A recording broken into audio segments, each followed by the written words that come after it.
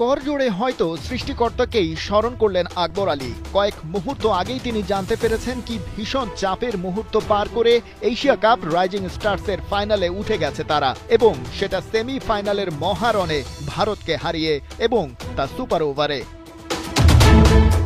Super ওভারের অভিজ্ঞতায় তো ভারতীয়দেরই এগিয়ে থাকার কথা। ওদের দলের বেশ কজন তো হরদম আইপিএল খেলেন, কিন্তু প্রথমে ব্যাট করতে নামা জিতেশ শর্মা রিপন মন্ডলের একটা ইয়র্কার বল হিট করতে গিয়ে হয়ে গেলেন বোল্ড।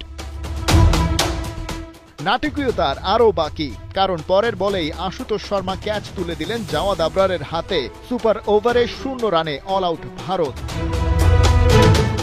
মাত্র 1 রানের টার্গেট, তার জন্যই কি স্নায়ুতে ঢিল দিল বাংলাদেশ? স্ট্রাইক নিলেন ইয়াসির আলী রাব্বি। প্রথম বলেই অপ্রয়োজনীয় শট তুলে দিলেন বাউন্ডারি লাইনের ওপরে। রোপের প্রায় উপরে উঠে ক্যাচটা কনফার্ম করলেন রমনদীপ সিং। বুকের ভেতর দুরু দুরু ভয়, তীরে এসে তরি ডোবার নাটকটা কি ফের মঞ্চস্থ হয়? তারপরেই উইকেটে নামেন ক্যাপ্টেন আকবর আলী। অবশ্য কোনো বৈধ বল ফেসই করতে হয়নি তাকে। সুয়েশ শর্মা দিলেন ওয়াইড, আর আকবর কৃতজ্ঞতা জানালেন সৃষ্টিকর্তাকে। ম্যাচটা অবশ্য এ পর্যন্ত আসারই কথা ছিল না। 195 রানের টার্গেট চেস করা সহজ হয়নি ভারতের জন্য। শেষ ওভারে যখন টিম ইন্ডিয়া এ দলের দরকার ছিল 16 রান, রাকিবুল হাসানের করা ওই ওভারে প্রথম বলেই শর্টে একবার ক্যাচ ড্রপ হয়, একটা ছক্কা হজমের পর বাউন্ডারিতে আরেকটা ক্যাচ মিস। তবুও শেষ বলে লাগতো 4। সেখানে একটা রান আউট মিস করে টাইগাররা। রানিং বিটুইন দ্য উইকেটে 3 রান নিয়ে ম্যাচ টাই করে ফেলে ভারতীয়রা। কপাল ভালো, সুপার ওভার থ্রিলার ওরা জিততে পেরেছে বলে।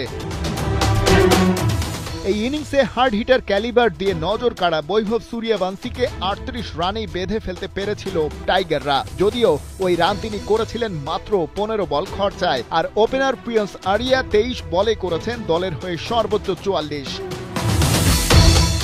এর আগে ম্যাচের শুরু থেকেই অ্যাটাকিং মুডে ছিল টাইগার ব্যাটাররা। হাবিবুর রহমান সোহানের 46 বলে 65 আর জিসান আলমের 26 ভালো শুরু এনে দেয় বাংলাদেশ এ দলকে। শেষ দিকে মেহরবের অপরাজিত 48 রানের ফিনিশিং টাচ, সেই সুবাদে বাংলাদেশ পেয়ে যায় 194 রানের ফাইটিং টোটাল, যেটাকে পুঁজি করেই শেষ পর্যন্ত ভারতকে সুপার ওভারে হারিয়ে এশিয়া কাপ রাইজিং স্টার্সের ফাইনালের টিকিট নিশ্চিত করল আকবর আলীর দল।